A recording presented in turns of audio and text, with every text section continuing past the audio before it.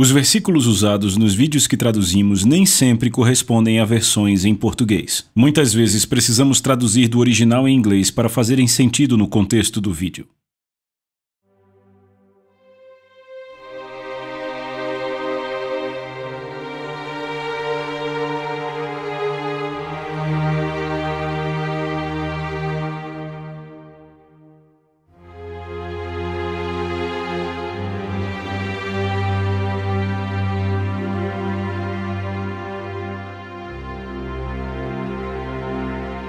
Amém, amém, amém! Pai, em nome de Jesus, te amamos, louvamos o seu maravilhoso poder, beleza e santidade. E outra vez, eu te peço que fale conosco, e não só fale, mas transmita aos nossos corações e vidas o espírito do temor do Senhor. E é em nome de Jesus que oramos, cremos e recebemos. E todos que concordam gritam. Vamos lá, louve a Ele mais uma vez. Dê louvor a Ele mais uma vez. Amém. Amém, amém, amém. Você pode sentar. Então estamos já na lição 4 do temor do Senhor. Vocês estão gostando? Eu tenho que dizer, vocês são famintos. Demos o nome a essa lição de ordem, glória e julgamento. Ordem, glória e julgamento, certo? A primeira coisa que eu quero fazer nessa lição é continuar a falar da glória de Deus. Sabe, eu vou repetir, você não consegue agarrar o temor do Senhor, o verdadeiro temor do Senhor, a não ser que busque entender o quão grande é a glória de Deus. E eu quero dizer o seguinte, a palavra glória aparece centenas de vezes na Bíblia. Infelizmente, abusaram um pouco dessa palavra nas décadas de 80 e 90. Ela meio que foi usada demais e, na maioria das vezes, fora de contexto, ao ponto de a palavra adquirir um tom negativo. Eu quero eliminar isso. Sabe, porque a glória de Deus é algo tão importante que devemos não só falar dela, mas buscá-la. Você pode dizer amém? Foi o clamor do coração de Moisés. Moisés viu os maiores milagres e ainda assim clamou, me mostre a sua glória. Davi, que foi um rei e teve tudo que um homem podia desejar. Davi clamou e disse o seguinte, ele disse, eu tenho buscado por você, Deus, para ver o seu poder e a sua glória. Salmos 63, verso 2. Sabe, a Bíblia diz que devemos declarar a glória dele entre as nações. É isso que eu estou fazendo nessas sessões. Eu não sei se você percebe, eu estou declarando a glória dele. A Bíblia diz que ele aparecerá em sua glória. Foi o clamor do coração de Paulo, foi o clamor do coração de João. Deve ser o clamor do nosso coração. Você pode dizer amém? Então, o que é a glória de Deus? Podemos falar sobre isso, assim as pessoas não terão arrepios quando ouvirem esta palavra, ok? Porque abusaram dela e usaram ela mal. Estão acompanhando? Então vamos ver o que Moisés disse. Moisés disse em Êxodo 33, 18, ele disse, por favor, me mostre a sua glória. Ele estava lá no monte, 40 dias na presença do Senhor, e finalmente disse, Deus, me mostre a sua glória. Essa foi a paixão dele. Agora, a palavra glória que Moisés usa, a palavra em hebraico é kabod. O dicionário Strongs define essa palavra em hebraico como o peso de algo, mas apenas figurativamente em um bom sentido, ok? Ela também significa, o dicionário a descreve como esplendor ou magnificência. Moisés estava simplesmente dizendo, mostre a si mesmo em todo o seu esplendor magnificente. Então Deus disse, farei toda a minha bondade. Veja, não é interessante? Moisés pede para ver a sua glória e Deus diz, farei toda a minha bondade. Repitam, bondade. Passar diante de você e proclamarei o nome do Senhor. A palavra hebraica para bondade é a palavra tub. Falamos como se fosse T-U-B, mas se escreve T-U-W-B. Esta palavra em hebraico significa bom no sentido mais amplo, ou seja, nada é escondido ou retido. Pegaram isso? Então o que Deus está dizendo aqui é, farei com que toda a minha grandeza, eu não vou me esconder, não reterei nada, passe diante de você. Ele disse, mas eu terei que cobrir você, porque você não pode ver a minha face, pois nenhum homem pode ver a minha face e viver, certo? Veja, o Senhor continua dizendo, ele diz, eu proclamarei o nome do Senhor diante de você, antes de um rei entrar na sua sala do trono. Agora pense nisso comigo. Fora do contexto do palácio, esse rei para sua esposa e seu filho, ele é marido e papai, correto? Mas no palácio é uma pessoa totalmente diferente. Ele se manifesta de forma totalmente diferente. Certo, há uma aura sobre ele.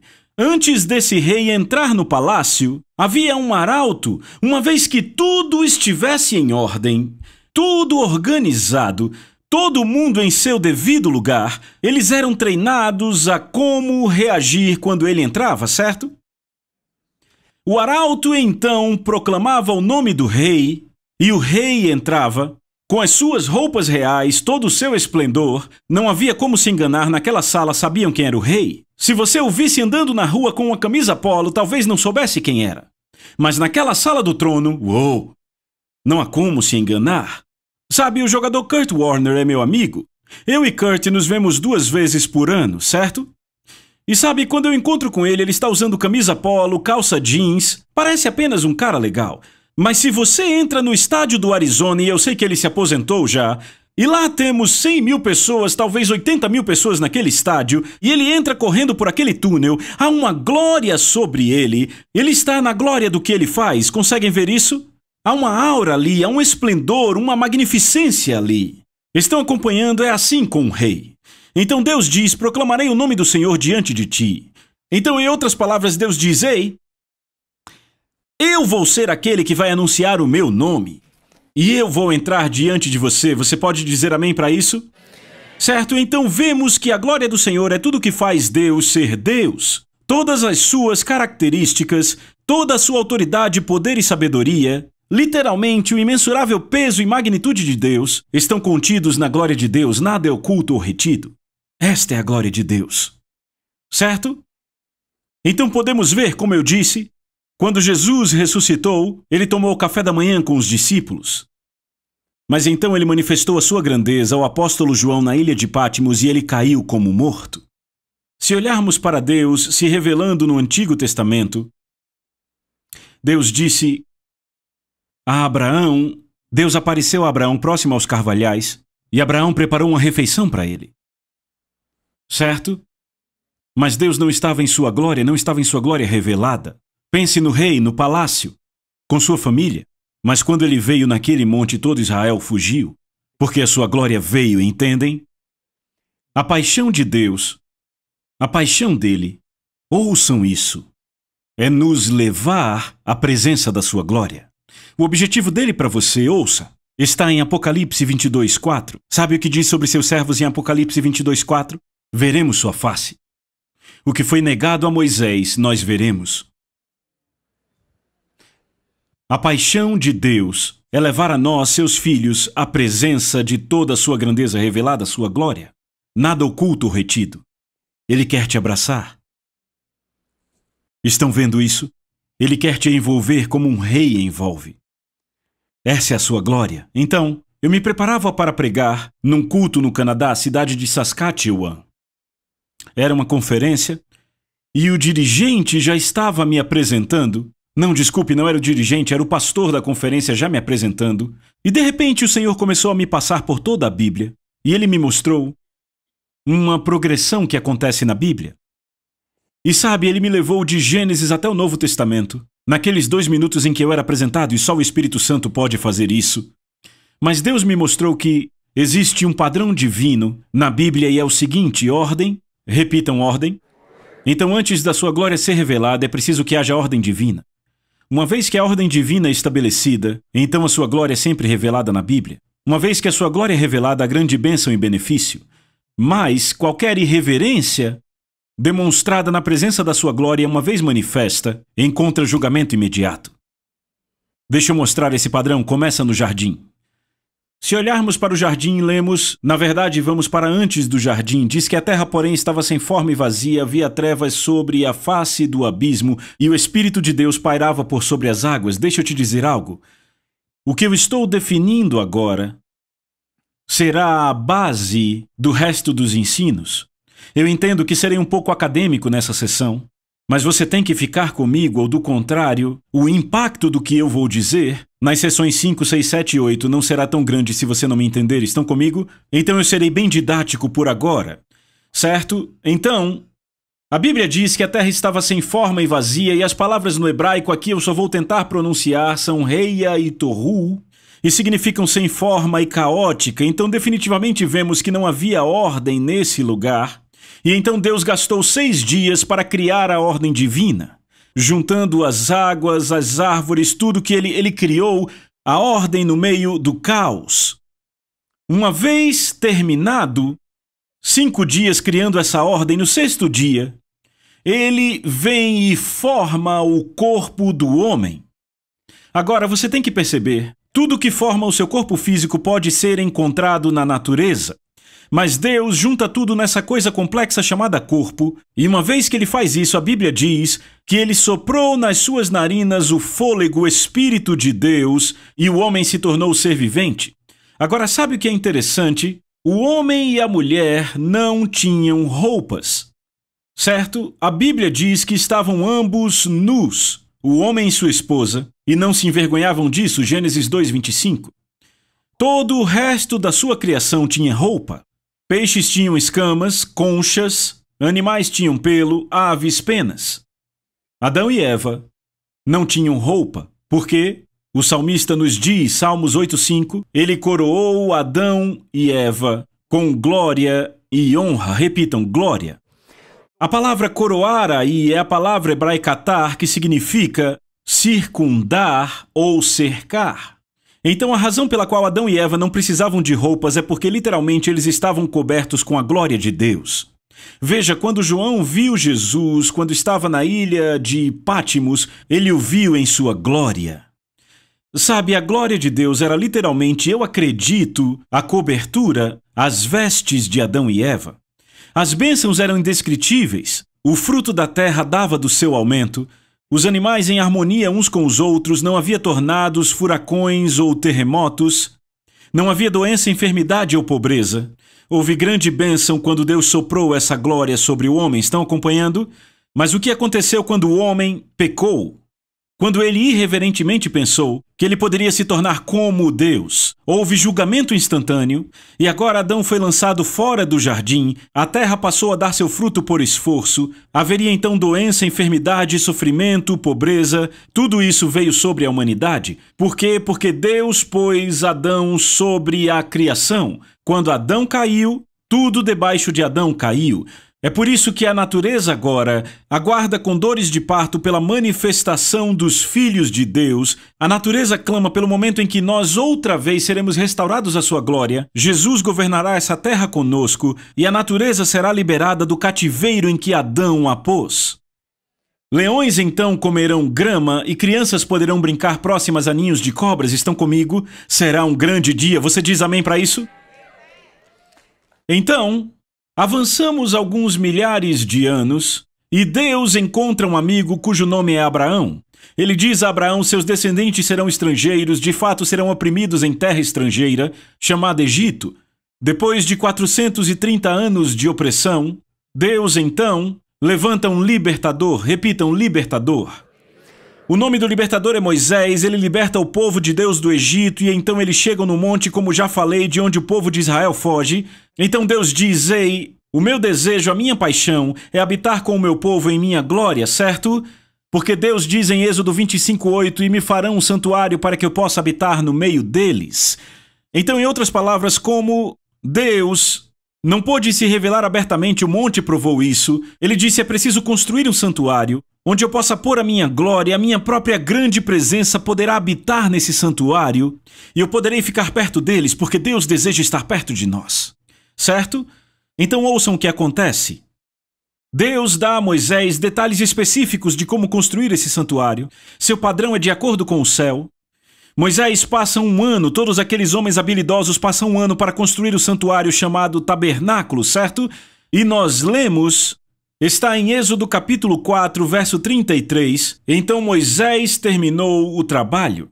Ele terminou a obra do tabernáculo, temos a ordem divina, diga ordem divina. Diga de novo. Certo, uma vez que temos a ordem divina, o que acontece no versículo seguinte, então? A nuvem cobriu a tenda da congregação, e a glória do Senhor encheu o tabernáculo. Então veja, a nuvem cobriu o tabernáculo, mas a glória o encheu. Certo? Então a glória de Deus não é uma nuvem. Deus apenas teve que cobrir a sua glória com uma nuvem, porque não poderiam suportá-la. Estão acompanhando? E diz que Moisés não podia entrar no tabernáculo porque a glória do Senhor o enchera.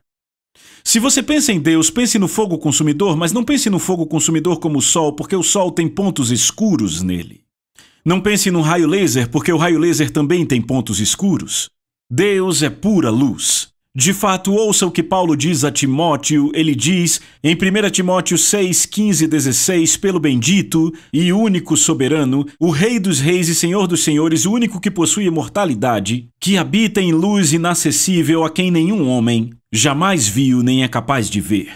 Paulo pôde escrever isso porque ele experimentou um pouco disso na estrada para Damasco. Ele disse a um rei ao meio-dia, imagine meio-dia, céu aberto no Oriente Médio, o sol muito brilhante refletindo em todas as rochas, mas Paulo diz ao meio-dia ao rei, eu caminho fora, vi uma luz no céu, mais resplandecente que o sol que brilhou ao redor de mim e de todos que viajavam comigo. Paulo nem viu a face de Jesus, ele perguntou, quem és tu, Senhor?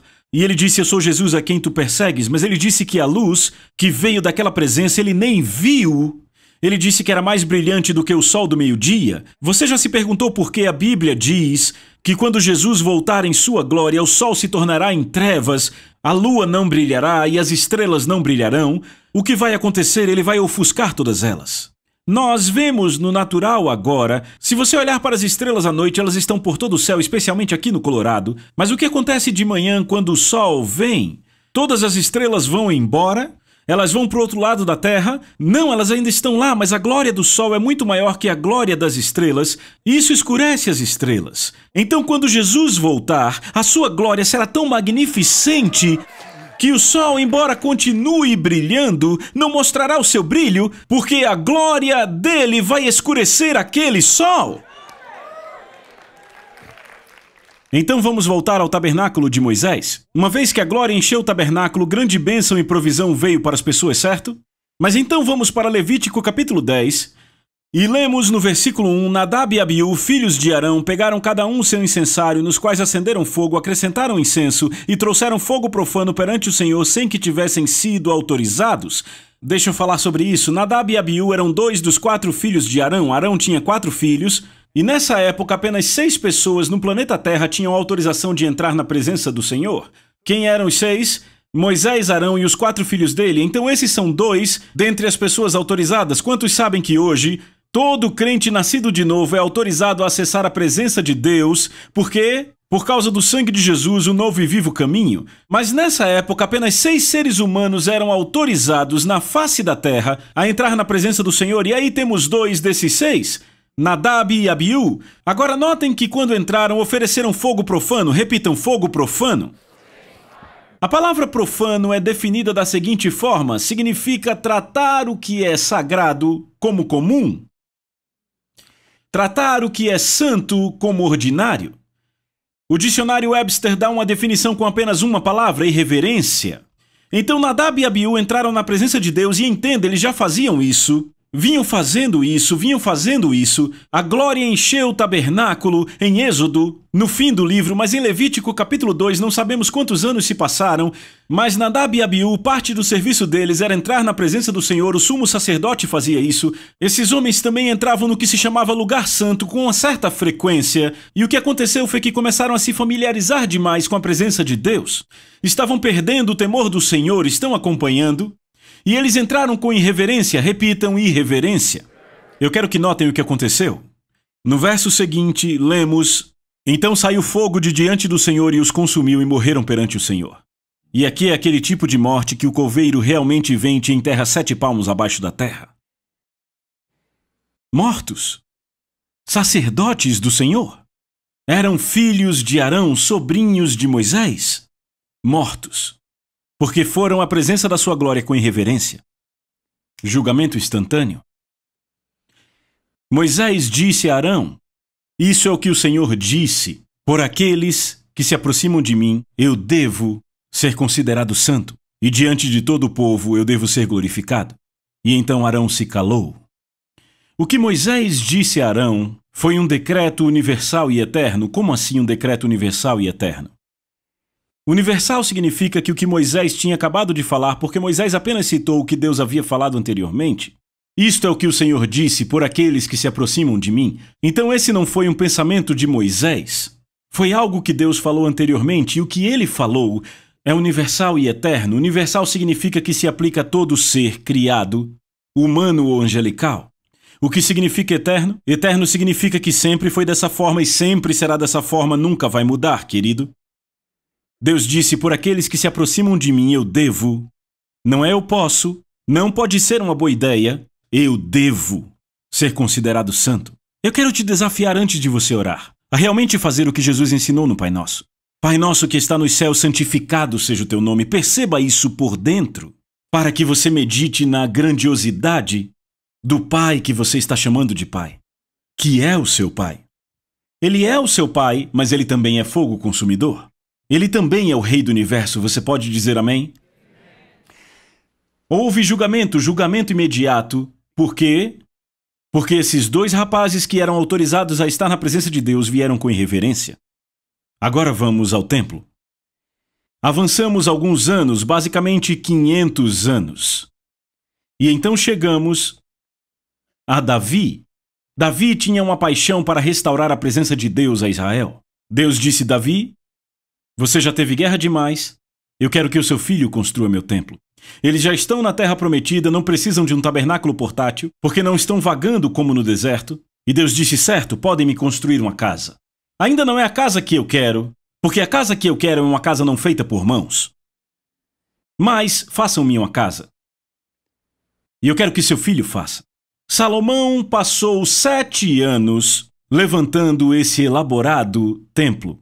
O que eu quero dizer é, o ouro naquele templo era cerca de 4.000 toneladas.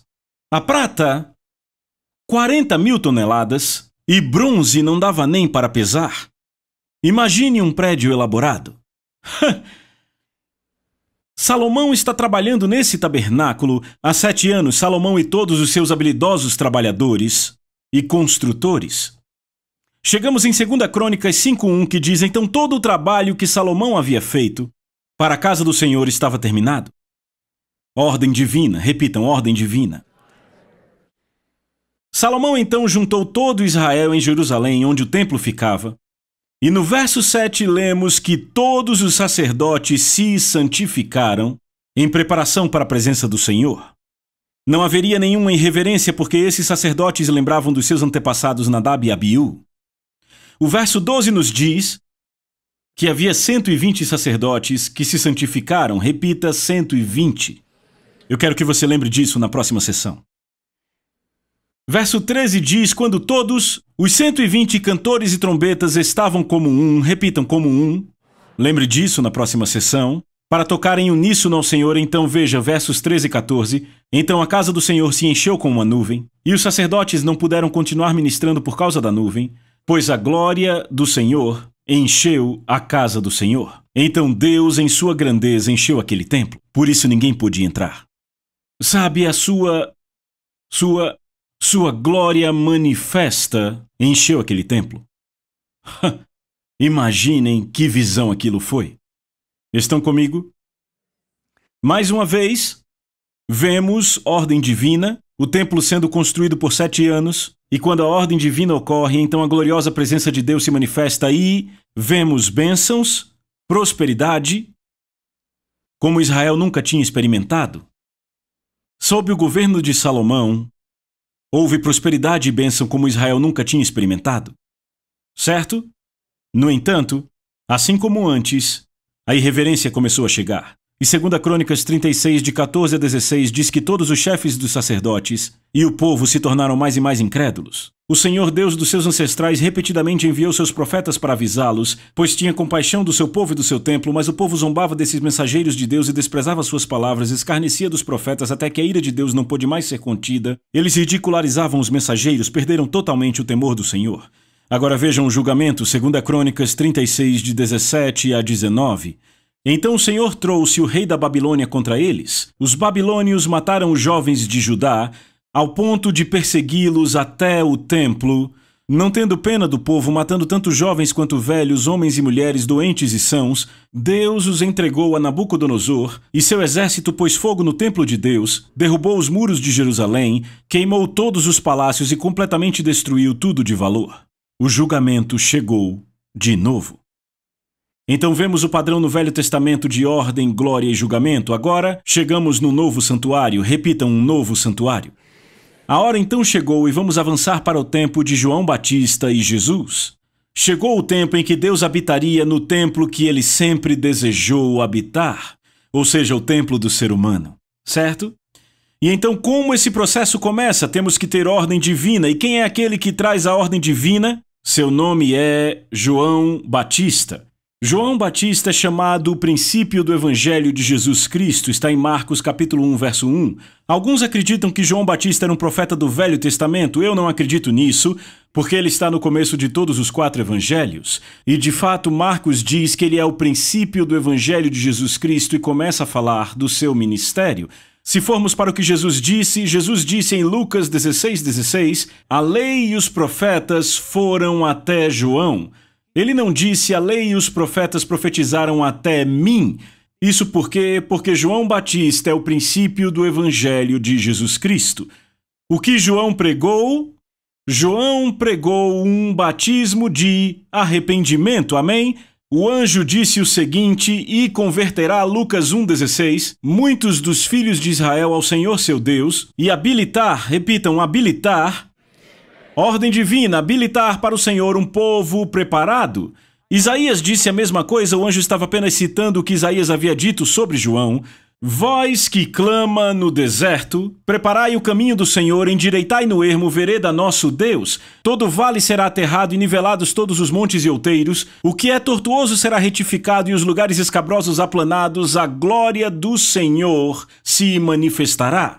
Então notem Isaías dizendo que haverá um nivelamento, o que é tortuoso, os lugares escabrosos. Sabe, quando você vai construir uma casa, o que tem que fazer? Tem que nivelar a terra. Você já viu como se constrói um grande edifício, vários caminhões de terra entrando e saindo o tempo inteiro? Eles pegam aquela terra, nivelam e deixam plano, certo? Essa era a tarefa de João. Livrar-se de todo o orgulho dos homens, a bagunça religiosa, a hipocrisia que havia no povo de Deus. Ele veio, expôs isso, tratou disso, pregando um batismo de arrependimento. A palavra batismo significa imersão, um arrependimento completo e integral. Este é o princípio do Evangelho. É por isso que eu não consigo entender como é possível pregar o Evangelho sem arrependimento. É uma das doutrinas fundamentais. Se olharmos no livro de Hebreus, uma das doutrinas elementares é o quê? Arrependimento de obras mortas. E então fé para com Deus. É, primeiro de tudo, nivelar o chão, derrubar as montanhas do orgulho, restaurar o temor do Senhor, porque para vós que temeis ao Senhor, essa mensagem, essa salvação foi enviada. Amém? O que acontece é que se você prega um evangelho sem o batismo do arrependimento, você acaba tendo uma igreja construída sobre um terreno instável, uma base em falso. Ela não foi nivelada. E você acaba com uma torre de Pisa inclinada. E você se torna um símbolo e uma referência para gerações que virão.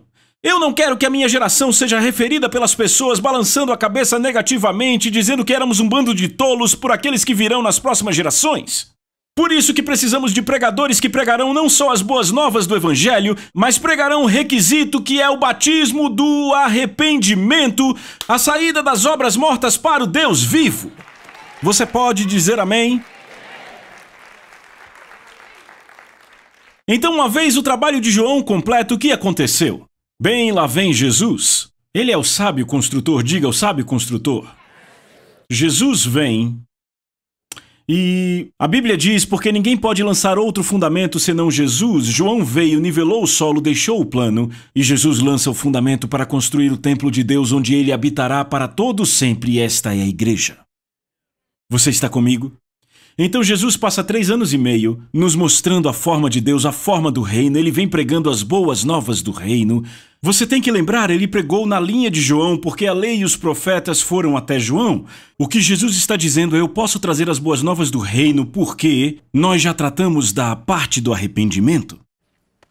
E não é interessante que os coletores de impostos, a máfia, os soldados que receberam João, receberam Jesus, os fariseus que foram contra João, foram contra Jesus. O solo deles não estava preparado. Então o passo final no processo foi o sacrifício do Cordeiro de Deus, que é Jesus. Se olharmos para o tabernáculo, na fase final, Arão ofereceu uma porção de cordeiros. Salomão, um pouco antes da glória invadir o templo, ele ofereceu cordeiros. Está comigo? Jesus foi o cordeiro sacrificial e ele entregou sua vida, e Deus o ressuscitou depois que ele morreu na cruz. Deus o ressuscitou e ele aspergiu seu sangue diante do trono de Deus. De uma vez, para sempre.